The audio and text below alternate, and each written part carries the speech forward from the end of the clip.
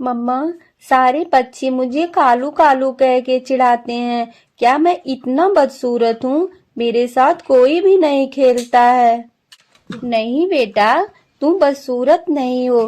तुम तो बहुत ही प्यारे और सुंदर लगते हो। वो सारे पक्षी तो बहुत बुरे हैं, उन्हें तो कुछ समझ में नहीं आता। कालू अपनी माँ की बातों को सुनकर बहुत ही ज्यादा खुश हो जाता है और वो खुशी खुशी जाकर के खुद को आईने में देखने लगता है। मेरी माँ तो मुझसे झूठ बोलती हैं। मैं सच में काला हूँ, इसीलिए मेरे सारे दोस्त मुझे चिढ़ाते रहते हैं। कालू बड़े ही उदास मन से जंगल में खेलने जाता है, लेकिन जब बगल के पक्षी उसे देखते हैं तो कालू कालू कहकर फिर से उसे चिढ़ाने लगते हैं। फिर कालू रोते हुए एक गुलमोहर के पेड़ के नीचे जाकर सो जाता है। काफी देर हो जाने के बाद उसकी मम्मी उसे ढूंढती है और परेशान हो जाती है। इधर कालू मीठे सपनों में खो जाता है।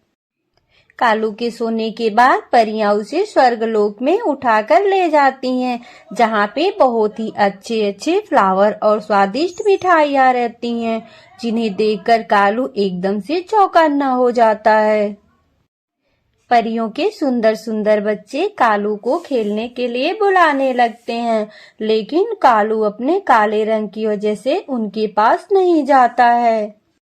अरे दोस्त, तुम आओ हमारे साथ खेलो।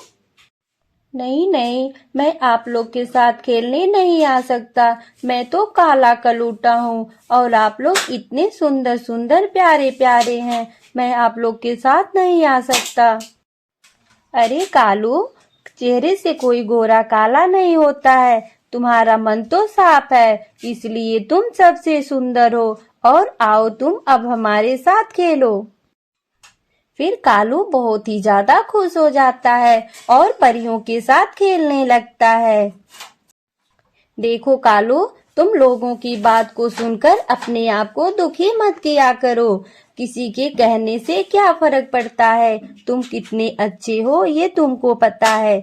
आज से तुम किसी की बात को लेकर टेंशन में नहीं रहोगे। फिर कालू परियों से वादा करके खुश हो जाता है।